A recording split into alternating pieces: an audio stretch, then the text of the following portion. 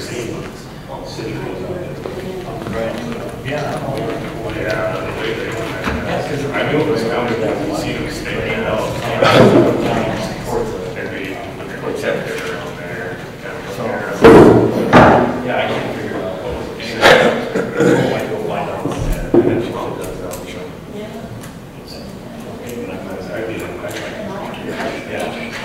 Yeah, I'll let you know.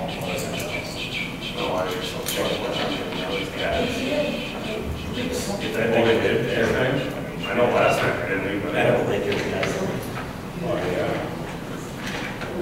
it doesn't covers this house. Yeah, Because there is some mine there. See there. puts it down.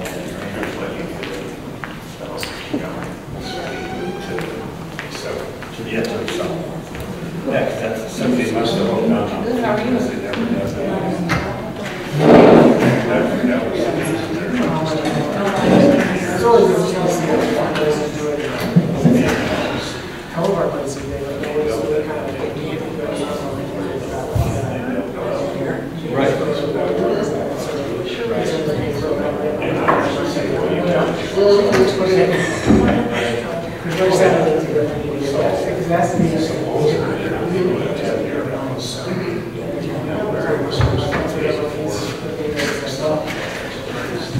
I see where you're coming from, but.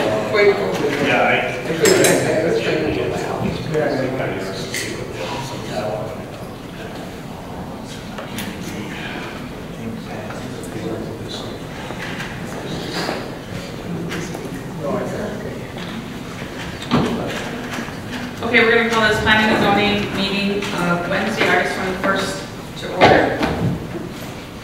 Roll call. Lloyd Johnson, council member. Mike Scanlon, Barry Reimer, Tracy Gurnall. Sylvia Henry. Justin Emery. Deb Filter. And Miles Campbell. Now we will stand for pledge of allegiance.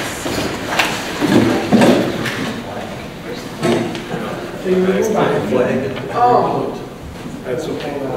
probably wrong order. Is it wrong? Yeah. Guys, we got to pull it out when they were setting up. Sorry about that. Thank you. Is that good enough? Yes, thank you very much. We can see it now.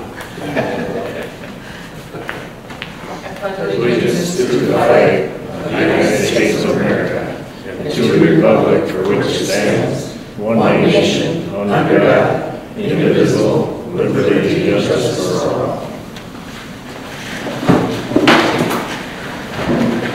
Approval of agenda. Any additions or corrections to the agenda? I make an approval of the agenda as written. Oh, no, yeah, agenda as written. I'll second. Motion has been made and seconded to approve the agenda as written. All those in favor say aye. Aye. Opposed, same sign. Motion carries. Approval of minutes from the July 10th, 2019 Planning and Zoning Commission meeting. Any additions or corrections to these minutes? Hearing none, I'll entertain a motion for approval. I make a motion to approve the July 10th minutes as written. I'll second it. Motion has been made and seconded for approval of the minutes from the July 10th, 2019 meeting. All those in favor say aye. Aye. Opposed, same sign. Motion carries. Garage proposal. Sure, just to give some kind of clarification before we have the person in question come up, is just the city staff thought it'd be helpful to have, prior to any kind of application being submitted, that the applicant kind of come in and talk to planning commission to get kind of a read on the room of where they stood on the proposal itself they have prepared thus far. So not necessarily a public hearing, there's not an application formally submitted at this point, just sort of really first level exploratory kind of discussion. So you can just come up here to the microphone and make your presentation. Thank you. Did you bring anything? We sent along that copy.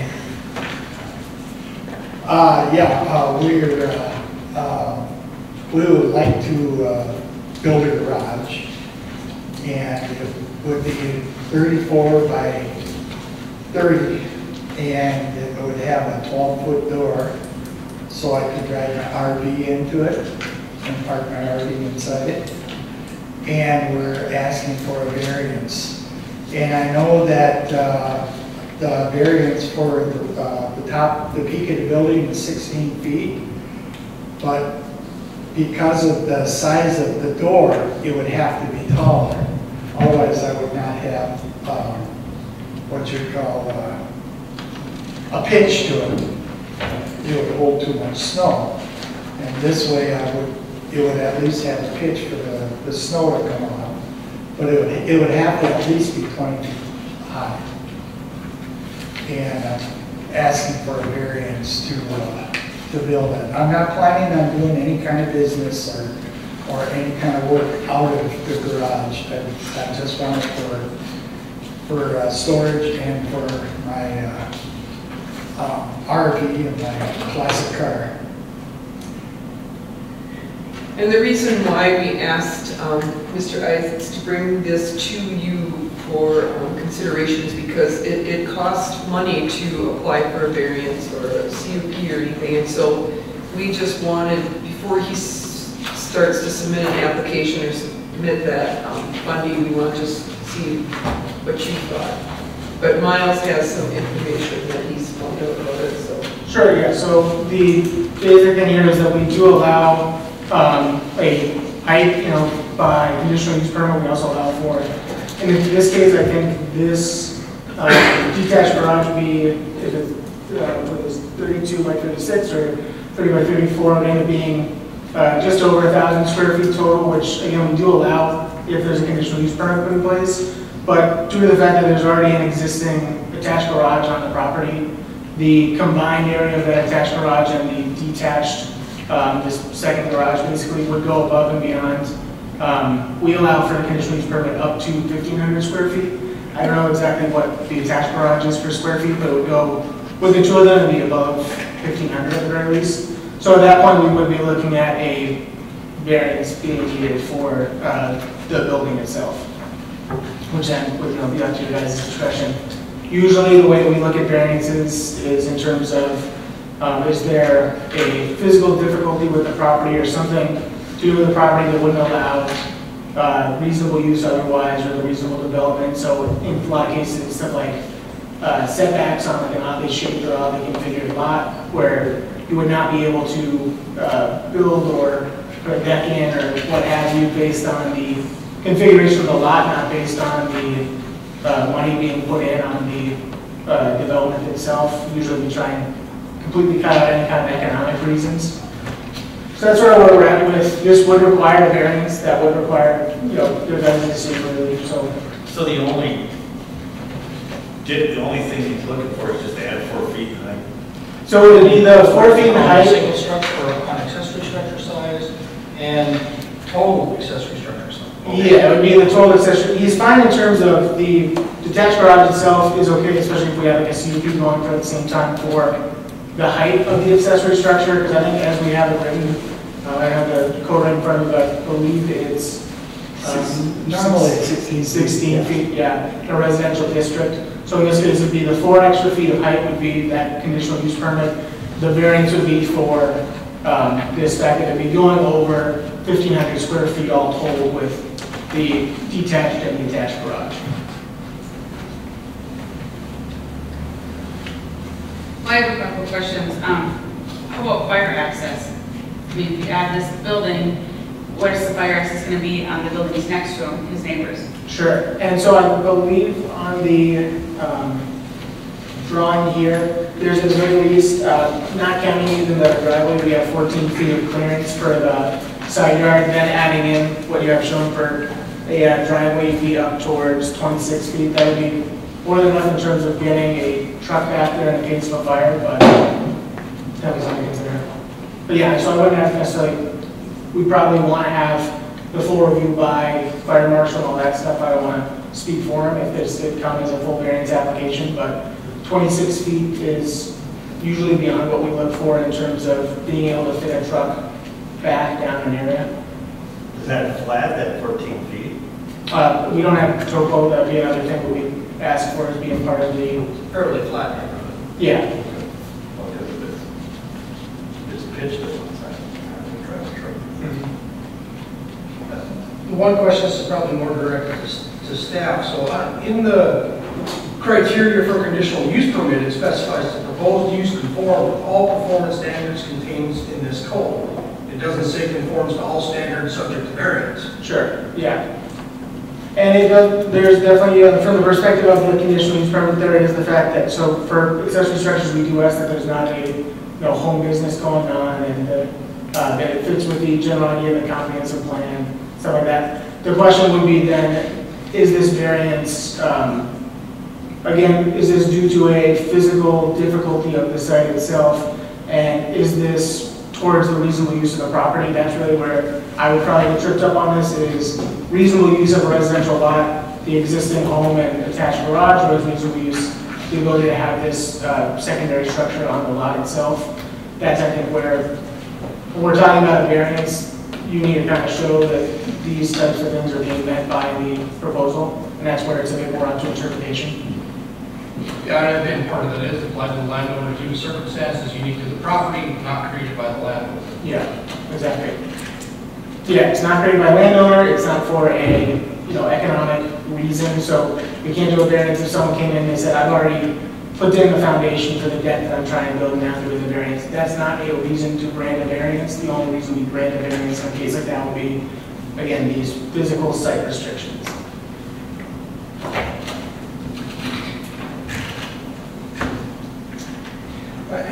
I have difficulty just having people in front of us that are doing such a request without going through the process. I understand staff, you want to, have us give them an idea before they make the financial obligation. Well, that's part of whether or not you're going to make that application. Are you willing to spend the money to put it before us the way, our ordinance says it should be? I'm not a fan, myself, of debating these before we actually get an application in front of us. Yeah, I'm not at all. I can agree. You're basically asking us whether or not we're going to vote for the yes or no before it's ever been put in front of us. Because what else can we do? Sure. Okay, we're gonna. We either have to, you're going to ask us whether we agree with this or not. In essence, we're going to grant it or not grant it. But there is no actual proposal to do with it. He's right, they haven't gone through it. I thought that when we first talked about it, we said, well, they just kind of want to get your opinion. That doesn't seem to be the way to do it. And we understand that, Yeah. because we, like Deb said, going through the expense of applying for the variance and then getting turned down. Sure. How much is that variance cost? I don't have the fee I don't have the fee schedule in front of me, I'm It'd sorry. be over $1,000 Yeah. for Okay. a residential variance. Yeah, we definitely would not, if we paid that $1,000 to do that, we want it built. And we don't want to pay that without knowing that it's a possibility. I staff the variance board, and I've had landowners spend in excess of $5,000 and get turned down. That's I'm glad part they of have the money risk. to do it. It's part of the risk. Yeah, it can be. We're just kind of looking at, is it a good possibility, or is it a possibility that you're going to just deny it outright and say no? Because we've got, I don't know if you've looked at, I don't know what page is it, 23 on the agenda, it's got a sky view of our neighborhood. We have a full 1 acre lot, so there's not going to be any issues with it interfering with the use of the lot for anything else, but it would still be in the front half of our yard, because we've got a drainage ditch that runs down to the water tower.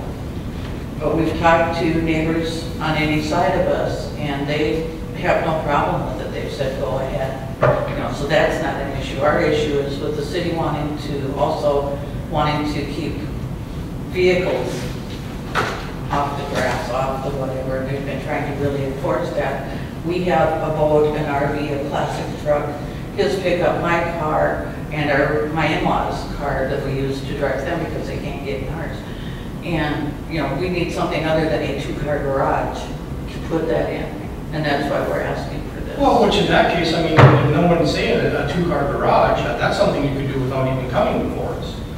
It's about the height and the overall size. So Right. you take, 2 feet off either the length or the width and drop it down, I mean, you could start building next week.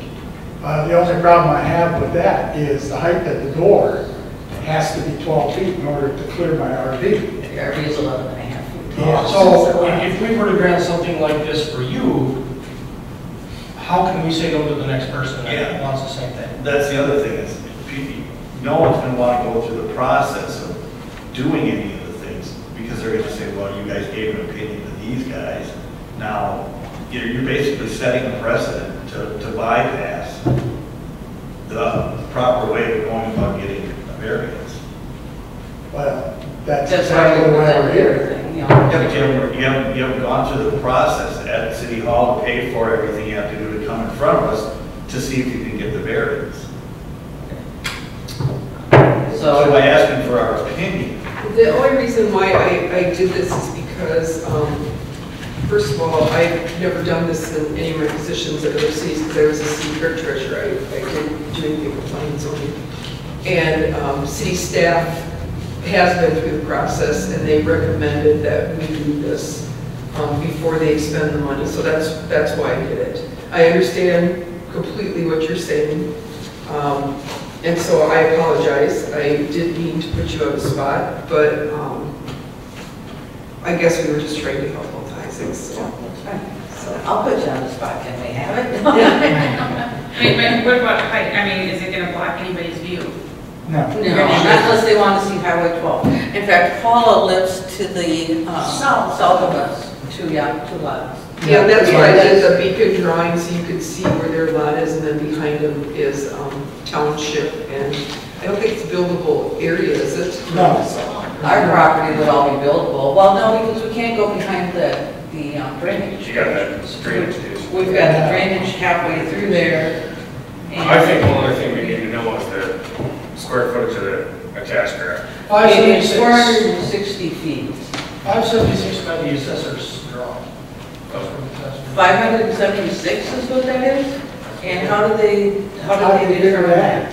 Actually, I'm just going from what the assessor's drawing is saying, and then there again, with an incomplete application or no application, we don't have any of that information. It's interesting because we measured our garage the other day from inside, from wall to wall, and front to back. It's And it was 21 by 23.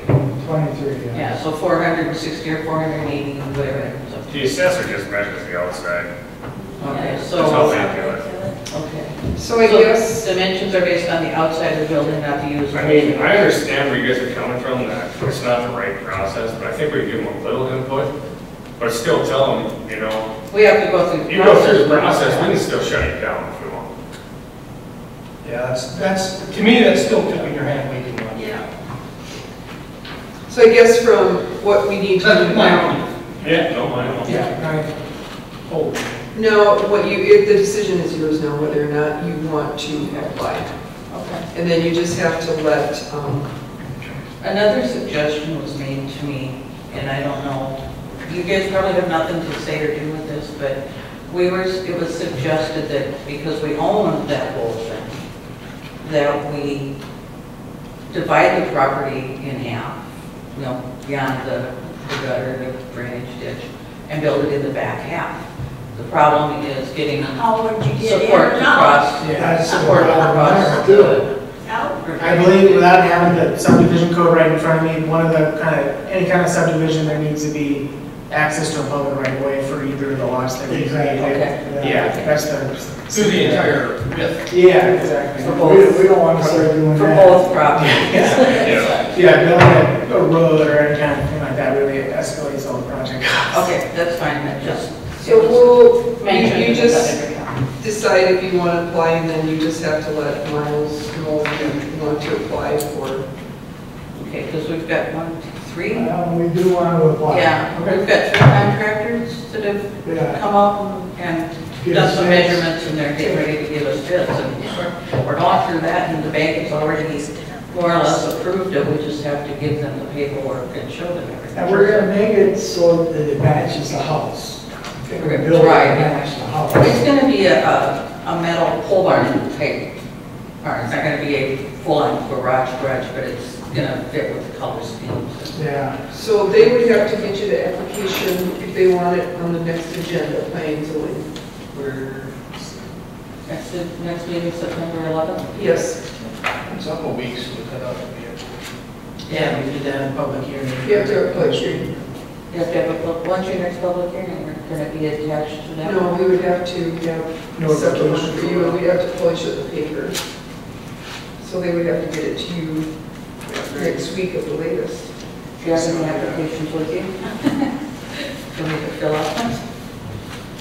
Yeah, it would be next week, would be to get it in the paper for Thursday for 10 days. Okay. the reason I want to keep the RV in the garage is because we just had $8,000 worth of work done on that roof of the camper. With the hail, right? No, this was actually done a few years ago. We didn't want to get it under, and then we went out to South Dakota, not quite a month ago, about 3 weeks ago, and had 2 blowouts on it from the weathering of the tires. Yeah. And Keep it last under year we the had roof, a it'll water line that keep it froze. under. We want to keep it inside something a little bit. Okay.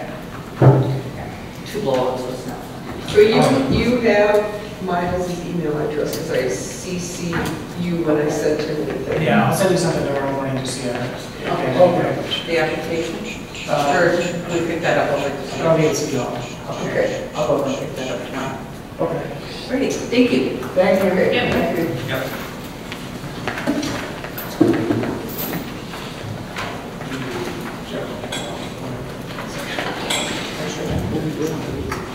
Have a good day.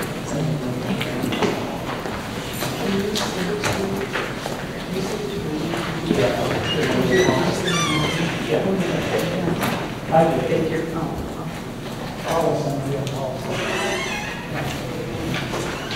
Anybody else have any further discussion in regards to the proposal?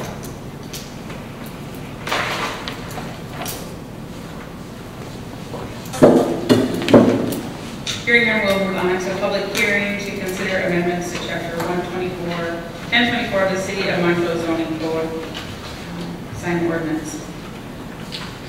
So we have to. I'm going to close the planning and zoning meeting at 7:21 and open the public hearing at 7:22.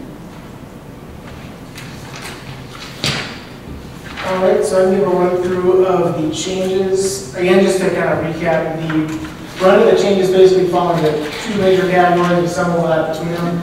On the one hand, we have the comments from the Highway 12 committee in terms of kind of beautification and cleaning up the area along Highway 12, and we'll show some kind of photos of that area. Basically, there's a lot of existing kind of clutter among signs, and whether it's signs in the, or next to the right of way, or what have you, basically, those general comments made. The other half of the changes, and kind of a larger amount, were in terms of bringing into closer compliance with new legal standards for signs in the state of Minnesota, just federal sign regulations. A lot of that to doing with content-based code around signs.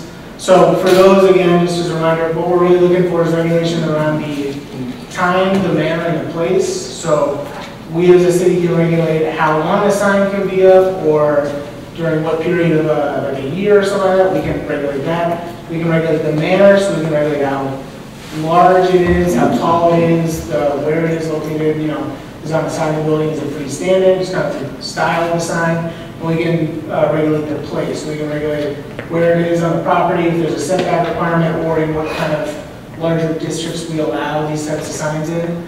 Where we have to be careful of anything that has to do with what the signs are actually talking about. If there's anything about the message or the content on the sign itself. So stuff like an address or an identification sign is content-based because you're specifically talking about the content of the sign is the address, the identification. But in those cases, it's narrowly defined such that it's it's public interest that we're able to have address signs up so that no one can find your house and all the other, you know, you're not creating a traffic issue or anything like that. So when I was going through, and these were again stuff that myself and the city attorney kind of identified early on, was any kind of references to content-based that weren't strictly towards the public interest, where either cut or kind of greatly adapted. So one example of that might be, we look at, we don't have garage sale signs anymore as a permitted sign. That's not to say that you can't put a garage sale sign up. What we'd rather than is just that we'd have that person come in for a permit for a temporary sign. And that temporary sign, again, it can be for a garage sale, it can be for absolutely whatever. We are not regulating what the content of that sign will be. Another kind of funkier version of that would be something like the plan previously allowed for specifically called out construction signs and real estate signs. These are examples of, especially like a for sale sign or something like that. It's almost a kind of agreed upon thing and something that everyone would expect that when they're selling their house, they're able to put the real estate company puts a for sale sign out in front of it. But it technically is, when we say real estate signs or for sale for rent signs, that's talking about the content of a private sign, basically. The way that we've changed that regulation to work around that is, again, we're talking about time, manner, place. So for sale and for rent signs, or rather than calling those out by name, we're allowing that during the period of a property having space or units available for lease or purchase, one or more additional signs should be permitted on the premise for the duration of that sale or leasing of the house. So again, in this case, we're talking about the time frame. So we're talking about the time that the sign is out there, not the content. We're not saying, we're saying while your house is for sale, you can put an additional sign on your property without coming in for any kind of a permit. We would assume that the person doing that is putting a for sale sign out there, but we're not specifically drawing that out in the language of the ordinance itself. Otherwise, for the most part, when we're talking about content-based stuff that we're removing, a lot of it's pretty small stuff. You'll see on such as like page 34, we specifically talked about business signs which advertise an activity, business, product, or service. We're just removing the language of business sign. We're just talking about signs and that are doing any kind of, whether it's advertising, promotion. We're not talking about that it has to be a private or a commercial-based sign. It can be a non-commercial sign doing any of those things. Another example would be that we had, at the very end of the ordinance, we had a special districts regulations.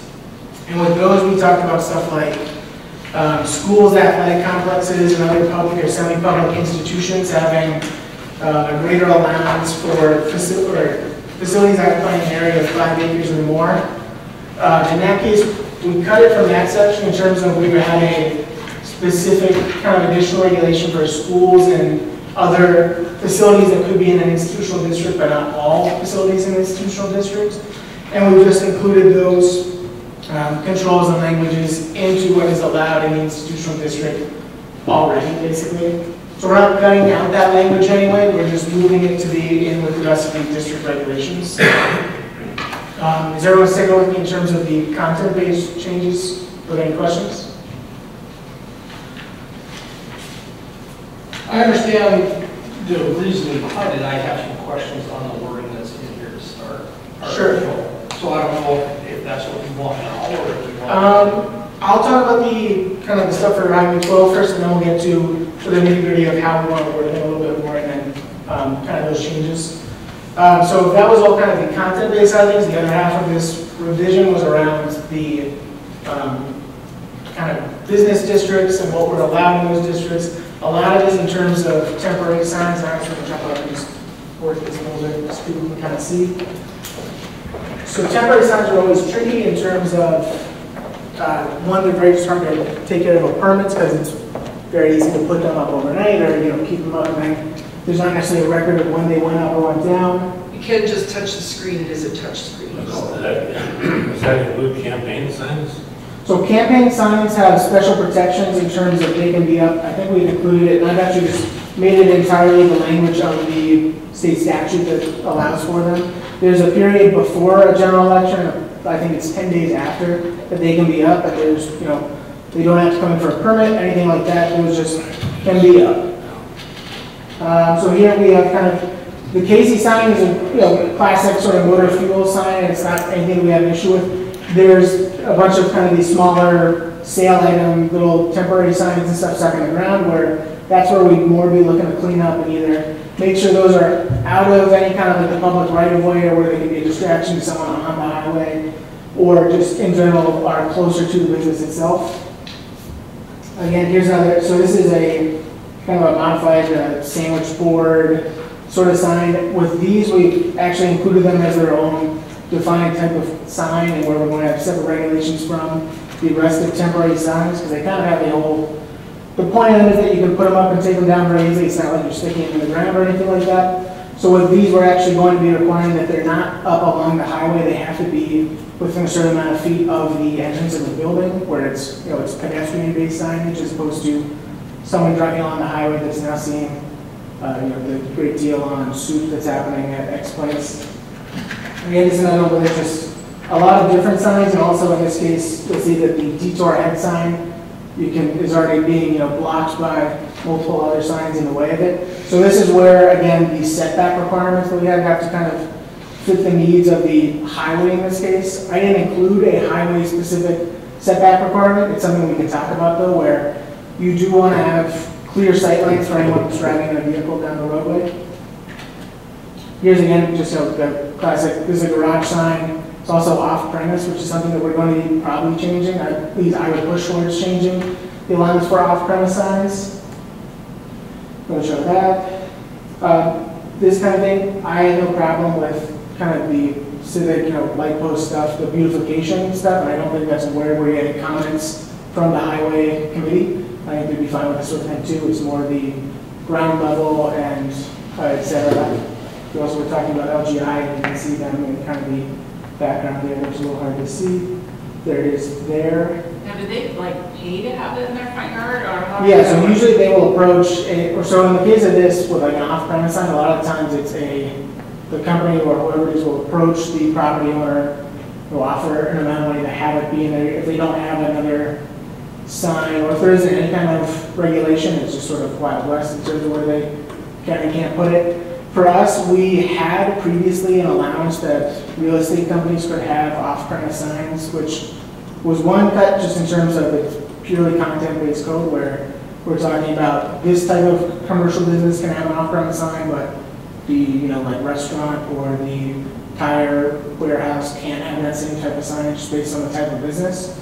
But also it creates all this kind of opening of, you allow any type of off-premise sign, so like with LGI, allowing for a real estate off-premise sign allows a kind of inroad for a company that does billboards or kind of large-scale off-premise signs to have a discussion, or in some cases they can escalate to legal threatening in terms of, you cannot, based on content, regulate the type. As long as it's an off-premise sign, that's the regulation in place, and you're allowing it. So we should be able to put in, X sign without any kind of restriction on messaging, without content, etc. I think that's all the pictures there.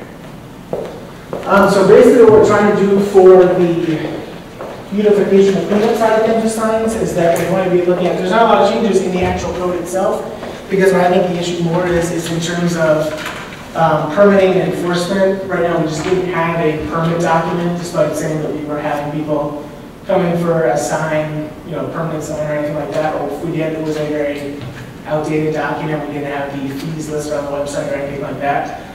So what I'd be looking at, and now we also believe we have a new administrative assistant.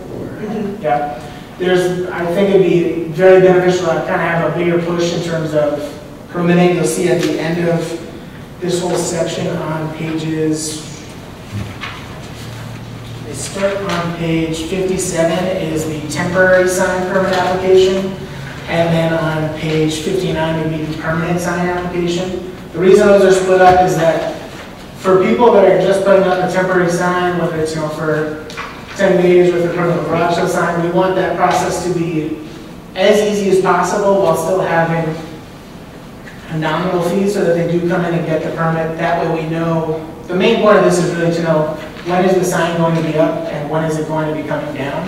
Because otherwise we get into a situation right now where Casey's has 3 temporary little portable signs up, but we don't know when one of them came up, when one of them should be coming down, that kind of thing. Having a bit more regulation on the back end and being a bit more ahead of the game in terms of permitting is going to make that a lot easier in terms of the cleanup. For a lot of these, we're not going to be able to necessarily take down the existing signs just because of the way that the law works in terms of zoning regulations cannot regulate previous iterations of stuff. There's grandfather protections for certain signs that are just going to have to stay and they'll become non-conforming and they have to be maintained. But it's about getting in front of anything in the future, really. The other changes that we're making in terms of the kind of business and the aesthetic would be, one, like I mentioned, we are officially, or at least how I have it written up here, not allowing for any type of off-premise sign except for those that are spelled out in the permitted section for directional signs. And that isn't just saying, eat at Joe's 5 miles that way. This is directional signs that are serving a public purpose of not allowing for like any kind of traffic or confusion. It's pretty narrowly defined already in the code what that sign allows for. It's not just a, this way to X business or this way to the garage sale. Otherwise, we would not be allowing any type of off-premise as a permitted type of sign. Just So the LGI sign have to go. Yeah, LGI. And so the LGI, we'd have to look in terms of, where it gets tricky is we have in our, if you go to the very front of the ordinance, it talks a bit about the existing and non-conforming signs. So when I say that we are going to have grandfathered signs, we absolutely are. And what happens is then they become non-conforming, just in a way that like if we have a house that then the property is rezoned to commercial, that becomes a non-conforming structure. Signs would just be treated the same way of you couldn't move it or expand it or do whatever you could do to a non-conforming structure in the first place. The thing that would be tricky is then the only signs that we could really, for existing signs that we could go after would be those that were either in disrepair or in poor condition, which is kind of you can make the argument, especially with a portable sign, of when something is no longer serving a purpose of advertisement, it's just more of a blight object. Or if those were illegally established signs in the first place. The trouble with that is that if we don't have a record of permits going out for some of these signs, we have no way to go to that person and say, this was an illegally established sign. They'll say, we've had this for, before the last ordinance was revised or what have you. There's not a lot of backing that we had to go after them. In this case, that sign would actually be considered a non-conforming sign because it became non-conforming when we adopted it. Yeah. Right now, the existing ordinance allows one. Yeah, exactly. So the existing ordinance is real estate off-premise is fine. With the changes, then it would become non-compliant with the code. But again, unless there comes a point where, if half of the sign is falling down and it's clearly not being like a advertising use sign, it's more just that it's become a blight object on a property, that's where we then have a bit of an opportunity to go and talk to either the property owner or LGI themselves and ask for it to be taken down due to not meeting the compliance. But even then, you'll see that we do have some mention about alterations in terms of making sure that stuff's in repair. So if someone has a sign that dates this ordinance change and they keep it in good repair and it's not of any kind of issue to the site, then again, we're still in the same case of it being non-conforming but not something we can act on. There was one that I took on here that, like this. Oh, yeah. So that, I remember seeing that where like the bottom sign was already like broken and this one's got a lot of water damage, you can't even really read it. Yeah, it's a blight object at this point.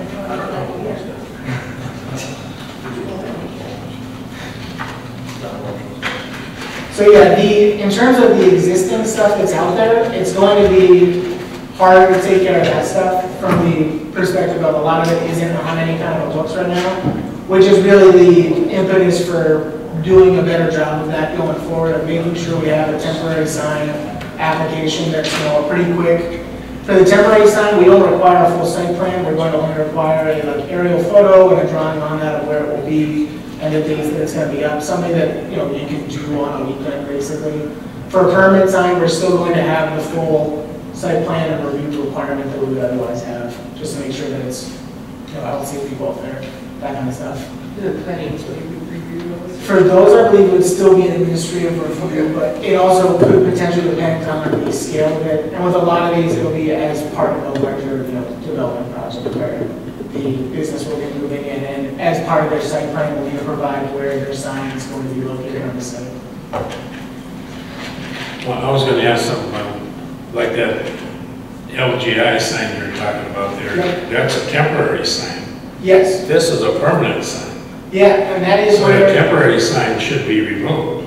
So the temporary signs will still have, if they were legally established, which is where, again, this all comes into, like, if we had a permit at the time and they didn't file a permit, then there's this wishy-washy, is it illegally established? Or if, like, we had on the books that we required a permit, but then we didn't have a permit available and they came in and then they put it in anyway, it gets to be kind of ticky-tacky. Permanent signs will have the same stipulation of being in good repair or otherwise being subject to being removed. I know that sign has been up at least 25 years. Yeah. And that's where there's definitely going to be those where it's a pretty easy call of, this has been up since before, the first time they went and did this, and therefore, it's non-conforming from way back when, versus the ones that went up, a month and a half ago, and everyone knows they went up a month and a half ago. There'll be the wishy-washy cases in between where it gets tricky. The other area with, like I kind of mentioned, these temporary ones would be the sandwich board signs.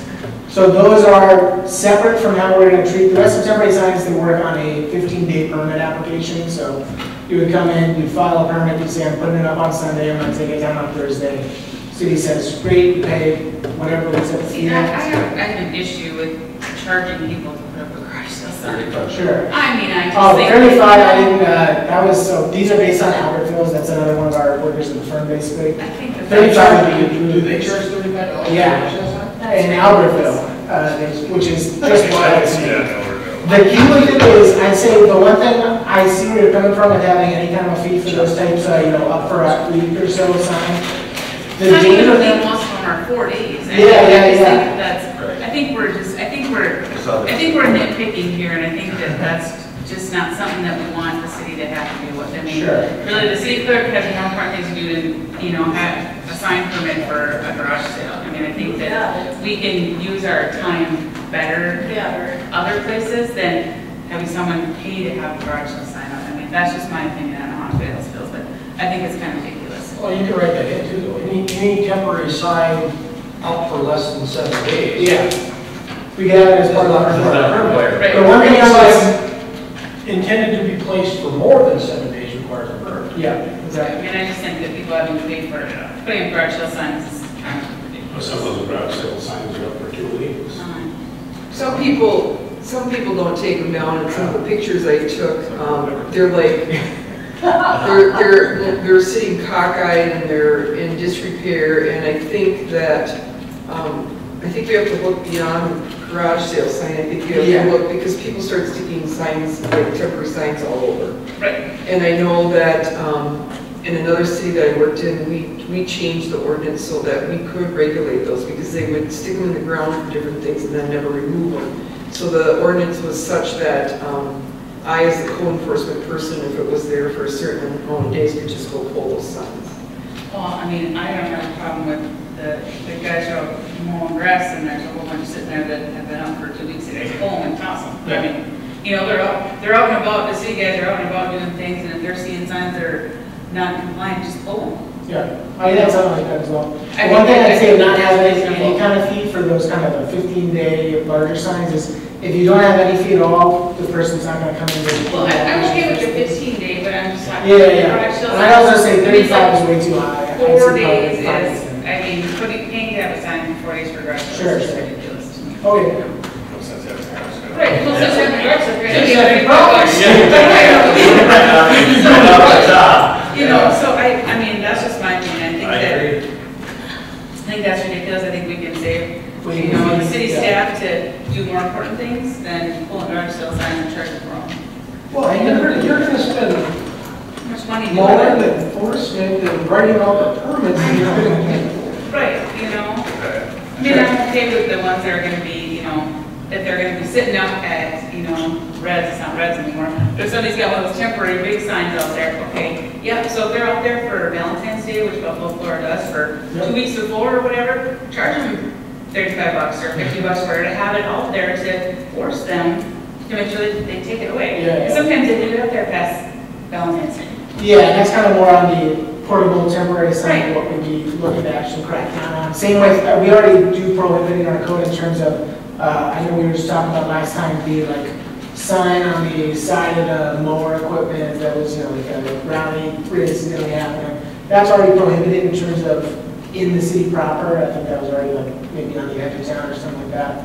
But we really are just looking at kind of clean up, or at the very least, make sure that when we are allowing these signs that are for seasonal or sale events, that they aren't continuing to be up once, you know, if it's Valentine's Day and now it's looking at Labor Day and there's just sign up or something like that. Can we just, I mean, talk to the people at Casey's and say, okay, you need to remove some of that stuff that's in your front? Yeah, and well, that will become, You know? some of their stuff. You gotta have the ordinance in place before you Right. pass this bill. Yeah. Well, yeah, and I would like language where if people are taking garage sale signs down, we can take them down. Sure, yeah, I like the idea that, you know, if it's been up for a certain amount of time. Then the guys are driving around, I mean, they're driving on grass or wherever, they see a sign that garage sale 2 weeks ago, throw it in the garbage. The only problem is not- $35. The only problem with not, I will say, with not having someone fill in an application for garage sale signs, we don't know how long it's been there. And we don't know how long their sale is. And so if you, I mean, if you have a garage sale and somebody pulls your sign out, we're gonna get a lot of They trouble can for fill out that. the permit. Yeah. Just don't pay the Sure, so $35. We don't charge them, we Yeah, still and you still have to fill out the so permit. that we know that they're putting it up, but we're not gonna charge them. Oh, yeah, we can include that in the, I mean, in the language of the form, you can already see where it like lays out what the fee would be. That'd be as simple as saying, if, you know, the period is less than X amount of days, waive this fee, but we still leave, you know, the little aerial drawing of the. No, a garage sale sign would come under the temporary sign, right? Yep. Yeah. Previously, it was called out on its own as just a flat permitted sign. The issue with that is that if you're allowing for, and I think there was also, you know, like a size regulation on like how many you can have and how big it could be. The problem then is this, you know, content based. You can almost, how I've seen other cities deal with this kind of thing, and it's not a perfect match, is that they say in residential districts, one non-commercial speech sign is allowed, you know, without a permit kind of thing. But that really is just, I mean, you're basically putting zero regulation on the content, but you're not putting any other real controls. But isn't that still content? You're saying Non-commercial. versus commercial. And I'm pretty sure we've like started to remove that from codes where it's, you know, again, it's on almost the opposite side of what we usually see, where previously the move was anything that talked about an advertising sign or a business sign was kind of the first thing to get to cut. Now we saw that there was people that said, you know, commercial or non-commercial signs, and then that becomes the wishy-washy part of, do you even want to allow for that one non-permitted sign? Or do you just want to make it so that you have a temporary sign thing that if it's going to be up for X amount of days, that's fine, and we, you know, you can put, you know, drafts are too tall on it. You don't care what the content is, it's just, you know, you've gone, you put your permit in, you've done the application, you know, you're good to go, and we know when it's supposed to come down. Well, I mean, I don't think we need to be putting drawings in them, what the garage sale signs are.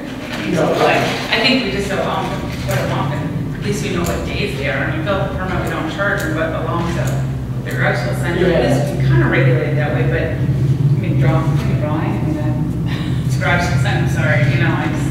Sure. But, I mean, then you get to the point where, well, here's the other question, what about the ones who have a grad party in there, signs up all over that says grad party this way, and those are, you know the grad party was Sunday, but 2 weeks from now, that's still sitting at the end of the driveway. I mean, Yeah.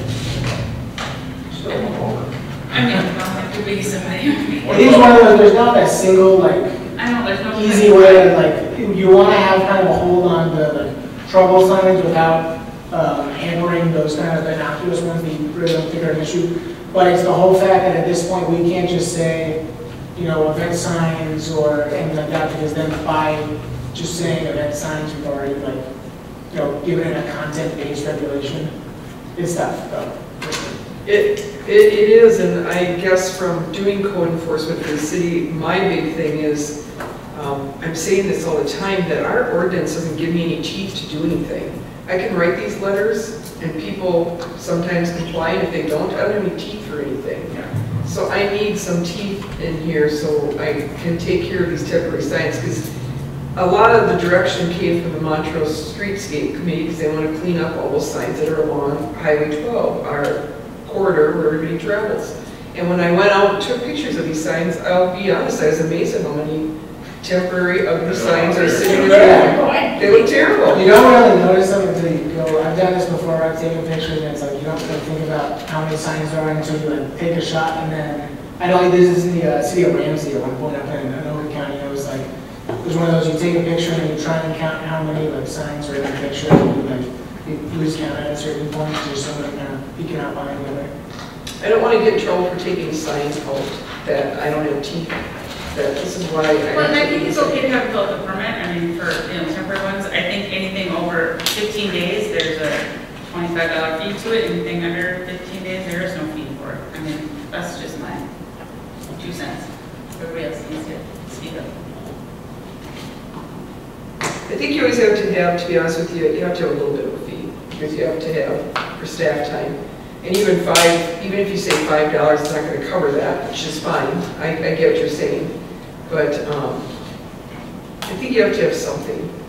But the issue there is always going to be that if you're going to do that, you have to enforce it on those that don't. Otherwise, nobody's going to do it anyway. And then you're going to be forced to, and then you're going to be picking which ones you enforce and which ones you don't. Yeah. You know, and so to require a permit at such a small amount is one thing, but to actually enforce those that don't is another. And what kind of time frame do you get before you start enforcement? Because anytime any of these new ordinances go into effect, there is no ignorance of the rule isn't justification for breaking it, but at the same time, usually there's a kind of a grace period. Sure. Yeah, we're already going into the issue of people saying, why are you, coming down on me when you're not coming down on him? Just from the fact that we have so many existing temporary signs, we're going to have all that anyway. The best response is, because we're talking about yours right now. Yeah. We'll get to him. Yeah. He's further down the street. He's tomorrow. What about like the fire department signs and parents? Sure. That again comes down to, we can allow for, I'd say the way that we can handle off-premise in such a way that we don't open ourselves up a ton would be to allow for off-premise learning without any kind of regulation on content or anything like that, but we'd have to strictly limit kind of the size of it, because that's where, if you have anything, I think right now, what do we have for it? One of the biggest issues is that a real estate sign can be up to 64 square feet on the side. So then that being that size is where they can challenge that it's a real estate sign into saying, why can't it be any other type of master sign, that they're happy with the 64 feet area where that's kind of, oh, perfect, we can do some big, huge thing for Joe's, down the road or something like that. Yeah. So if we wanted to have the ability to do the kind of small, like this way to the grad party and this way to the fire department, barbecue, what have you, I would say that we would do it in such a way that we had, maybe like, probably look at whatever they have for campaign signs and maybe even slightly smaller than that, where it's maybe it's like 6 foot areas or something like that, where it's a small size, local road sort of thing. And that's maybe where I can see adding back in the off-premise stuff, but I am kind of hesitant to do anything with those in terms of, it just like opens up a lot of floodgates pretty quickly. But I don't necessarily have an issue with doing it if there's the size and the regulations. Like the fire department signs and the lion sign, that's about 4 by 8 Yeah. on both sides. And on wheels. Those things are. Those things are, they pop up.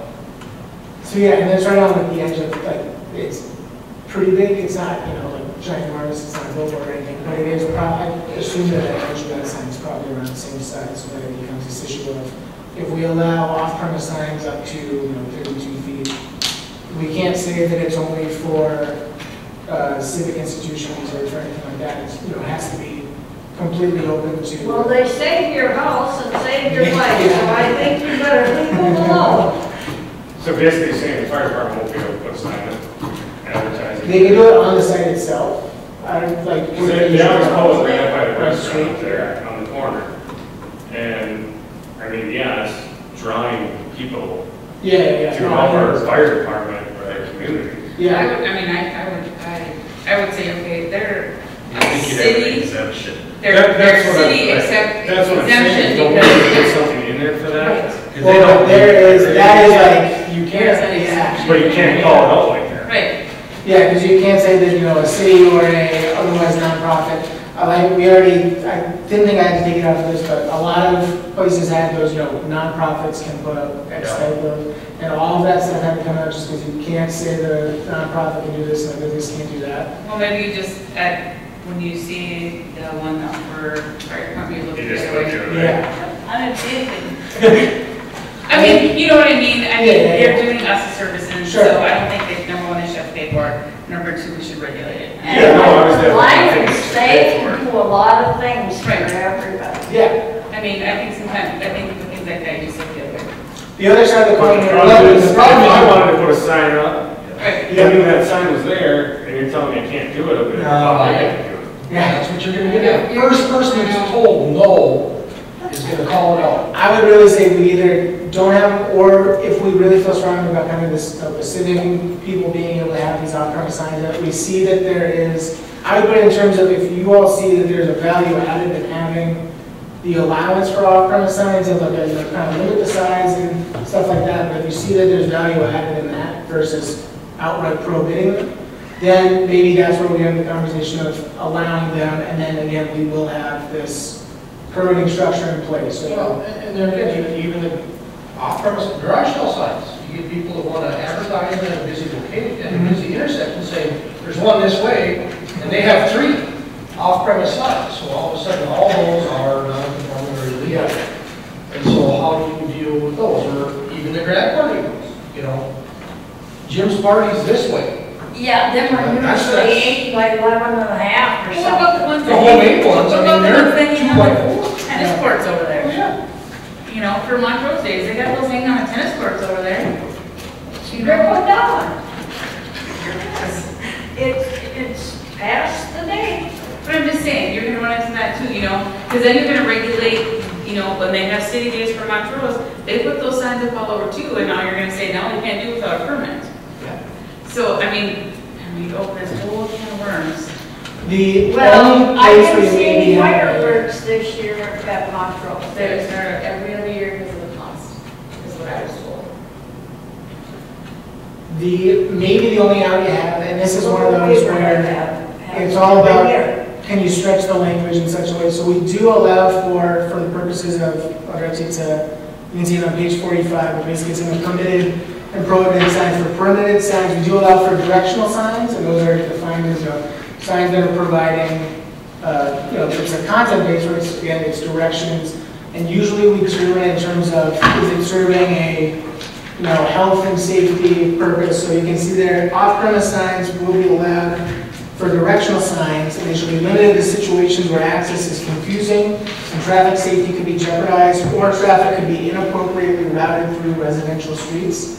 I've seen places, that last part there, of traffic being routed through residential or inappropriate streets and stuff like that. There are communities that stretch that enough to say, oh, well, if you have the directional sign for the, potluck or for the graduation party, and if there wasn't an off-premise directional sign, you might have people driving down every other residential street in the neighborhood. It's definitely on the, and that is, again, you can see right there that, the size of the sign itself should be approved by the council and shall contain language. That's where it becomes this sort of, all right, there's a lot of discretion baked into that piece Well, of the language. LGI sign, they just want to make sure that people get to where they're Yeah, going. exactly. Yeah, Ms. Gunderby. We're on a roll. Redefining. Second is over.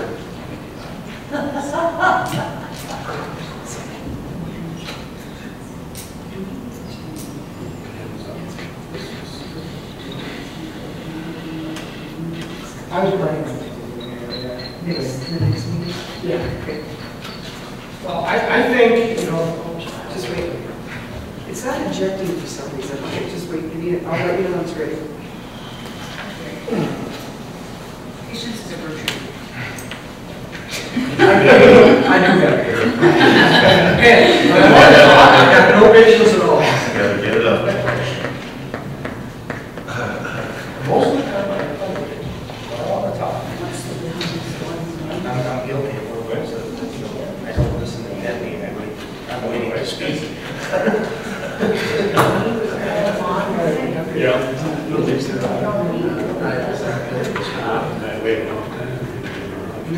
Okay. We know you can talk. Tracy, we're good. Well, I guess, you know, when I first got the email that this was going to be, you know, the public hearing, I kind of thought it's a little bit jumping the gun, and this is kind of the reason why. We haven't had a chance to look at any language at all, and we jump right to a public hearing. I mean, you can tell by the discussion here, there's a lot of work to be done and a lot of discussion to be had, and so, you know, how procedurally now do we handle it with the fact that we've opened this to the public? Now, can we close it and maybe have another meeting and discussions on it? But then we're going to have to repost it and reopen it again. Sure, and the plan I basically have, one, I knew this is going to be more than a, you know, this is a tricky subject. This is one where no one ends up coming out of it feeling like 100% the hero at the day or anything. What we've done with this kind of stuff in the past and how I've handled it in other communities and what's kind of the regular way we've handled is that you would continue the public hearing for the next planning commission session, basically.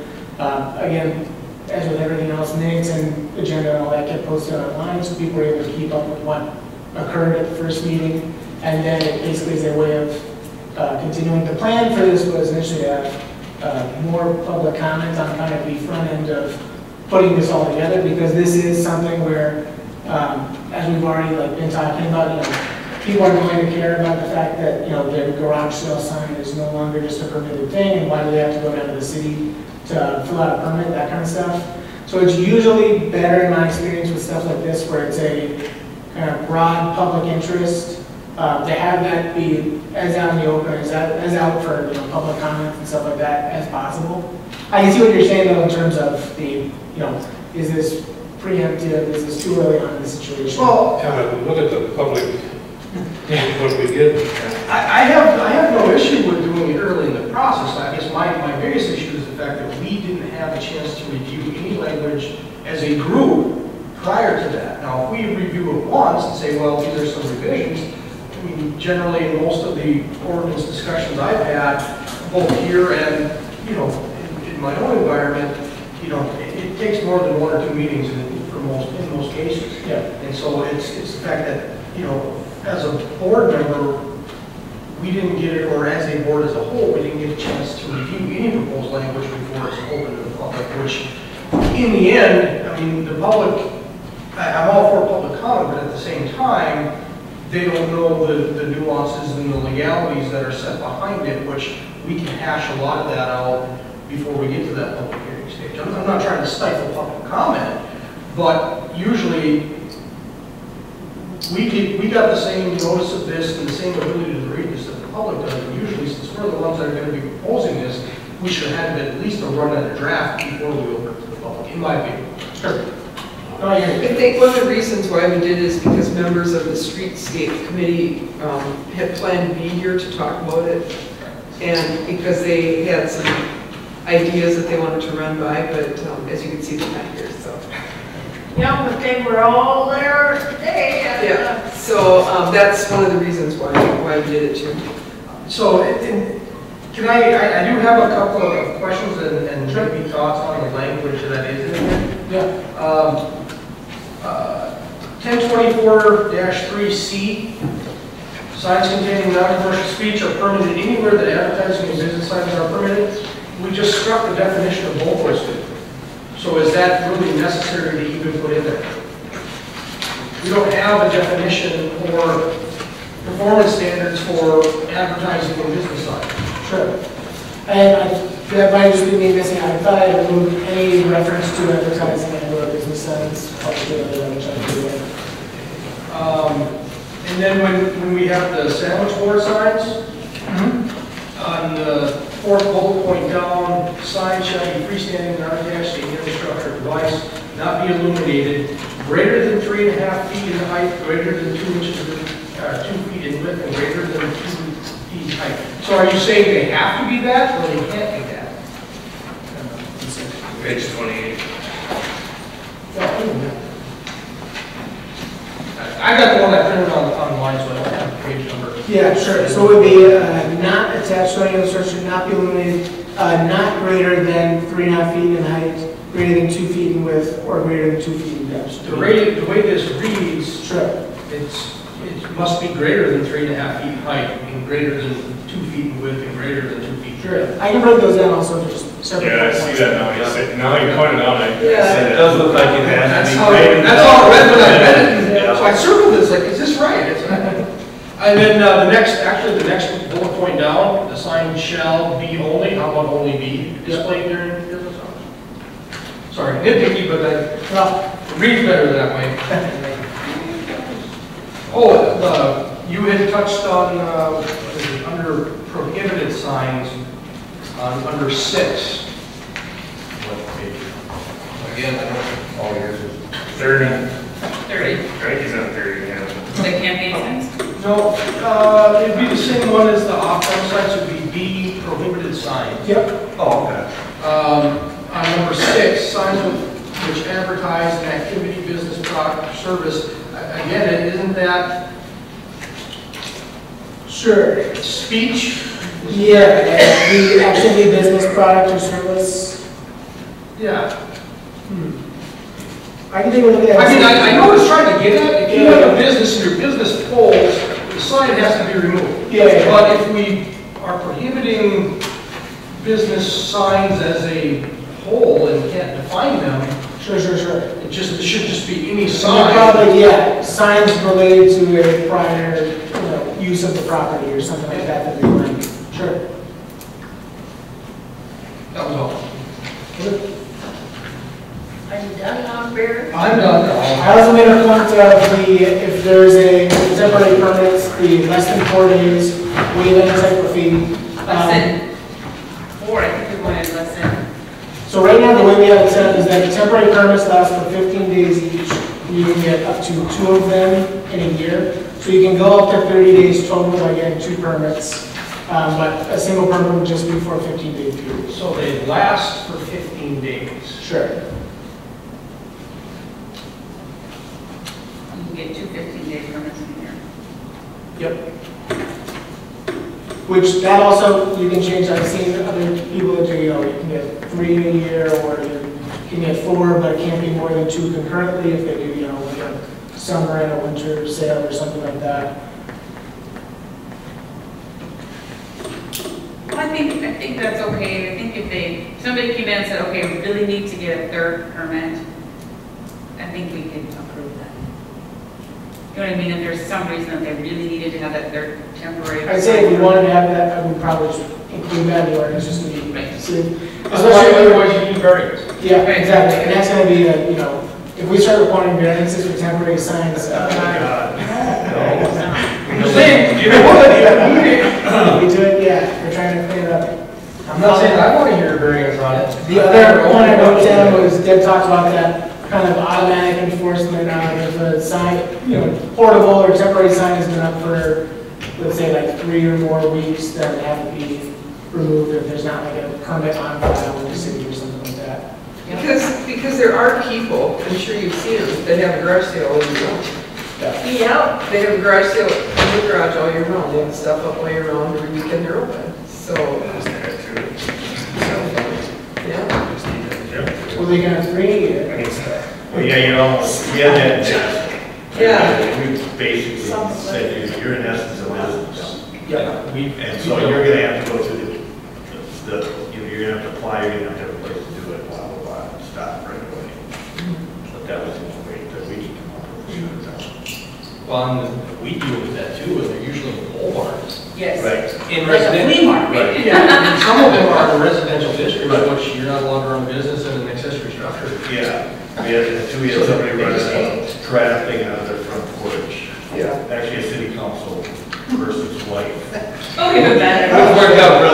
So then that was okay, that was. Oh, yeah, that was fine. That went over like a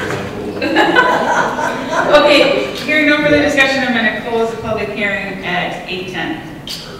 And reopen planning and zoning commission meeting at 8:11.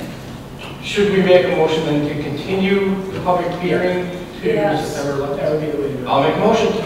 I'll second. Motion's been made to continue the public hearing to the September 11th planning and zoning commission has been, Notice what it is, same language as it was for this year. like, Oh, yeah. all those in favor say aye. Aye. Opposed, same sign. All the administrative stuff. Motion carries. Old business, do we have any old business?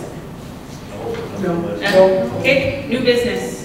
Kind of got the same people that are continuing to kick the ball down the road a little bit. We're talking with the guy Casey, that I know Jeff told me he's been pestering various people.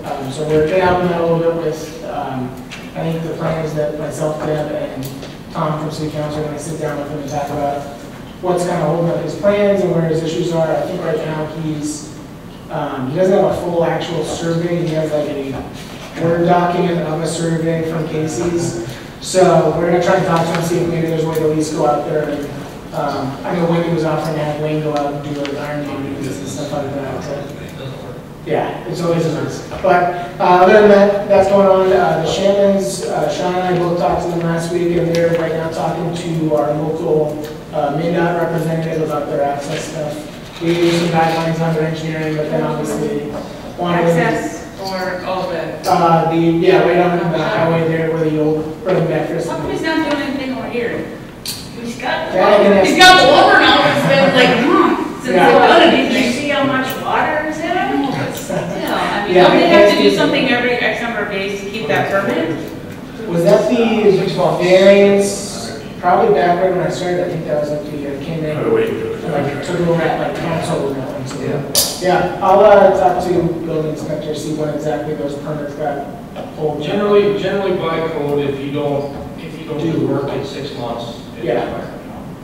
So we'll see what they're doing over there at this point. I mean, Yeah. yeah, but I mean, Yeah, lumber's otherwise, been sitting there for No. something or The not. trusses just showed up. They just showed up in less than a week. And that's just trusses. There ain't no lumber there. There's kids playing down there. Yeah, I mean, so, I mean, they haven't really done anything, I don't think, in a good month over there. The old Casey's building, there's a 4 lease sign. Yeah, what's up with Yeah, that? they did mention that. Yeah, I don't know, I think it's a little bit of, you know, so we told him he needs to get a survey done. Obviously, to get a survey done on short notice is not like a cheap thing in the first place, so I think there was a bit of, you know, trying to do some playing with groups out with each other, you know, that kind of thing. I don't think we've had too much on it, but. Steph and I today went through boxes and boxes up in the moldy attic, icky attic. And it was originally built in 1995, and we went through everything to look for a survey, and there was no survey. Yeah, we were hoping that we might have had something. Are on the old back cases in still case. there? They never surveyed that? Well, Surveyed they because built? at the time, the city did require it.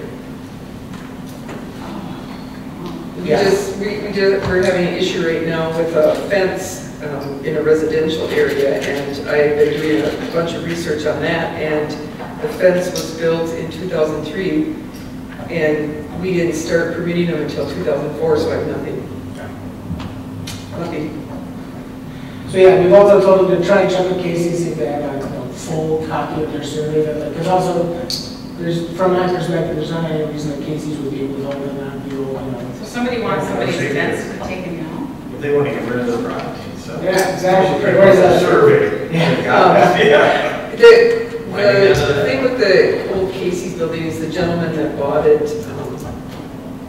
is concerned about the financial responsibility of getting things up and running. And so our council member, Marzlick, has been put in charge of the EDA for the city, and we're looking to revamp that. So where there is funding through the EDA, we're going to meet with the person that bought the building and see what, because we want to bring businesses to town, and we want to retain businesses. So we're going to see what we can, what he's looking for and how we can help him financially. Do they have a revolving proposal? We do.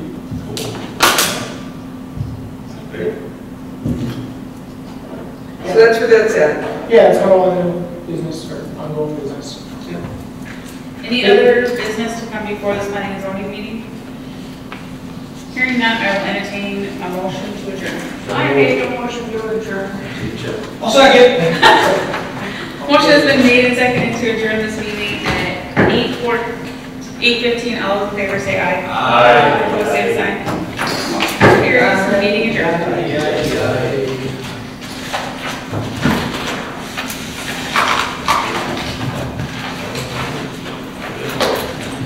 Okay, we're gonna have a garage sale, would you like me to fill this out? Interpret it.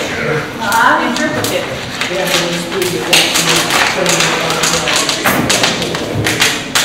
Had one for about 3 years.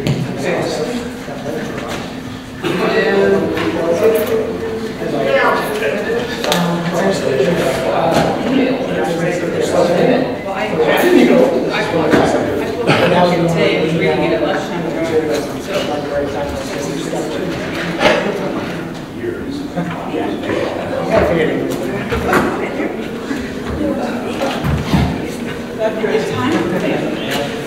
Yeah. You want me to fill this out? No. For what?